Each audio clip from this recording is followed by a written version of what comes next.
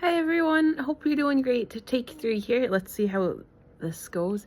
I just had our baby 3 weeks ago and he is such a blessing. I'm quite a mess here and our house is quite a mess here. But what a little bundle of joy here. Let's show just a little peek here. um anyways, I was just so blessed last night to spend some time with friends that it just, oops, we'll see it. We'll see how baby does. He did just nursed a little bit ago, so hoping he'll be okay. Hoping he'll let me make this video here. You mind hanging out here, bud? So, when I first started making these videos, I was so excited about the true gospel. What do you think? You know what I'm talking about, Boaz? The real gospel that people get excited to die for. Anyways, I was just doing a Bible study last night and just talking with some ladies who just really love the Lord, and it was wonderful to just be walking alongside people that are drawing closer to God and just recognizing the amazing life that we've been called to and the freedom we've been given in the Lord. And it was just reminding me of the time and the excitement that I had when it was like the true grace message that I started learning about and that I thought I understood when I was going to Andrew Womack's Charis Bible College part-time through their satellite option that they had here at the time. But anyways, I learned about what the gospel really meant and about freedom from works and stuff, but it just took so many years to really have my faith in Christ and not in my own performance and not in people. Anyways, so then like some stuff happened and I was just so crippled with trying to please people. And when I stood up to that, and I was like, I just realized I'm either serving God and trusting in Him, or I'm trusting myself or in others. And I was so excited. Like I had been trying to share the gospel for a while. How is it going, honey? You doing okay? Let's see. I might have to. Oh, I think I can situate, so I'll pick this up in a minute. Okay, hopefully the little guy is happy and content now. Yeah, so last night, as I was talking with some friends and the freedom that we have in Christ and just the incredible joy that it gives the human soul if we really encounter it at its heart and we experience the freedom that Christ died to give us. And so then this morning I was just thinking things over and I was just really convicted about not letting go of that incredible joy that I had at the time, and following that, really just like an explosion of joy in my walk with the Lord, as I feel like I was like set free from so much inward hypocrisy that I didn't know was there, just telling my kids that, or my son, that I trust in Jesus, and just knowing that it had become stale. And I don't want to get into that so much, but man, I was just so convicted, and it was so clear to me all these things that I was inwardly trusting in other than Jesus, and just the freedom and like knowing how completely hopeless I am with Christ, and just like the complete surrender and security of only trusting in Jesus, and like just believing, like truly believing that he had accepted me. But so as I was thinking about that, and not that I haven't had joy since then, and I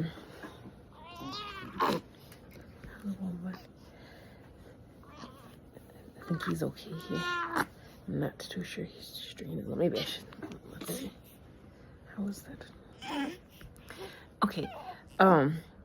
So anyways, this morning I felt like I was encountering the joy of the gospel again, and of course it's always there. We know the scriptures say that we've been given all things that pertain unto life and godliness in Christ Jesus, and it's so true, even though in our emotions we don't always feel it. That's why we got to go off of the truth and not our experience. But I was thinking again about some of the things that God had showed me and just made so real to me. And this morning especially, I was just thinking how God is love, and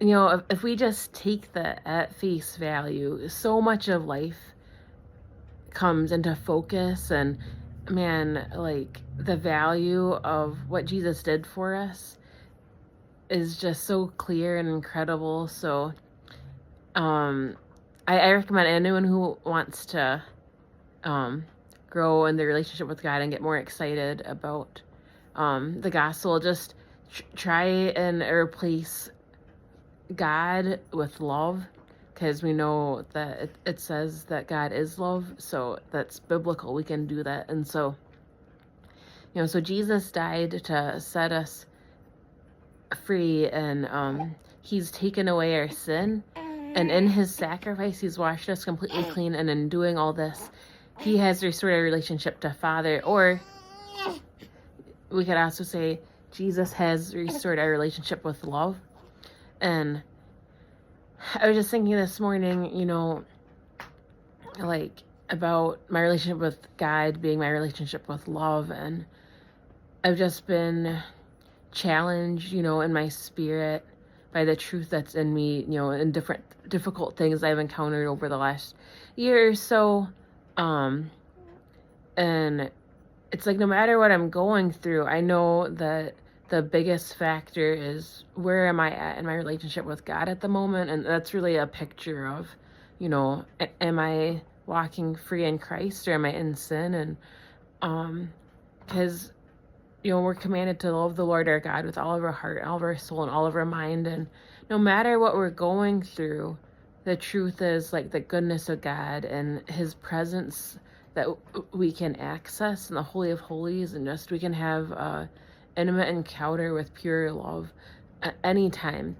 We're not limited by God's willingness to encounter us and allow us to experience him. We're only limited by the darkness of our own minds. Christ has died to set us free from. But anyways, so just no matter what I was going through, no matter how difficult the time, I just been recognizing, like, whatever is going on that's wrong, it doesn't compare to the sadness of being more moved by that than the love of God that died for me on the cross and that abides in my heart and with me. And it makes so much sense, because if you're going through something difficult today, I don't say this to condemn you, but to set you free.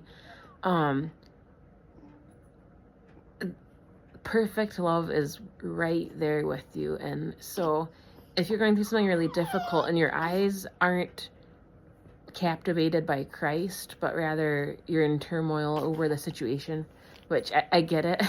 I've been going through all kinds of tough things. And unfortunately it's rare, especially, with pregnancy and stuff. It can be harder to have a clear mind and stuff. I felt less connected to the Lord, honestly. Like, I had the great joy of pregnancy, but like I was so tired a lot, and it was hard for me to focus in the word and stuff, but I just knew that God was with me regardless, and I treasured that. But anyways, you know, if your heart is closed to God in a situation because of the pain of what you're going through, um, if you look at it this way, that when your heart is closed to God, your heart is closed to love. Um, that's more sad, and that's more of a critical problem to resolve than whatever else is going on.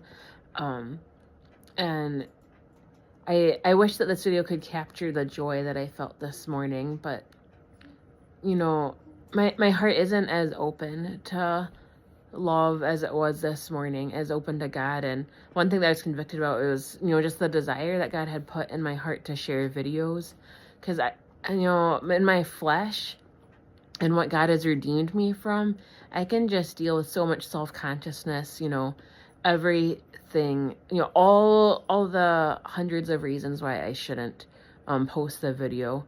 But I know, like, I believe that the desire that's in my heart to communicate what God shows me about the gospel and what I get excited about, and like the greatest moments of joy in my life, even if they're not as consistent as I'd like yet, I know I have experienced just like the best joy. Like nothing on earth can compare to experiencing God himself. And I mean, everything good in this life comes from God. And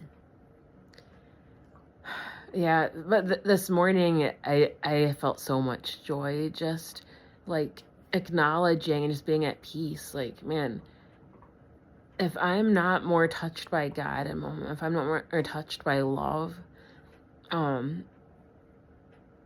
that's what needs to get fixed first. And it's beautiful because love is so patient, and he doesn't condemn us when our heart is more sensitive to the world and our own pain than to him and his very real presence and his very real goodness. Like, I think most people recognize that when you feel very loved, when your heart is filled with love for others, like, there's so much joy in that, right? Like, like the classic thing is like when someone's falling in love, like, and your heart is captivated with love for the other, and you feel so loved also. Whoops.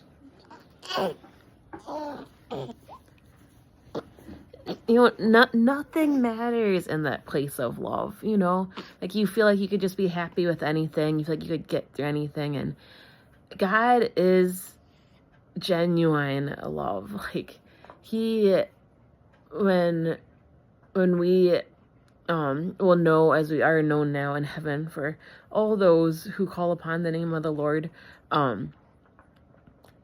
it's just gonna be like heaven. It will be heaven. And it's just living in a place of complete love. No broken fellowship for a second in heaven with love. And God truly is love, and he, we have all kinds of misunderstandings that love is, and false hopes, but ultimately our desire for love, even if it's misguided in different ways and different expectations, like our basic longing to love and be loved, it's completely because we were created by God in his image. And it's one, like our desire to be loved by friends, romantically, like it all comes because we're God's creation and made in his image. And there's no fulfillment other than an encounter with true love. And so I'm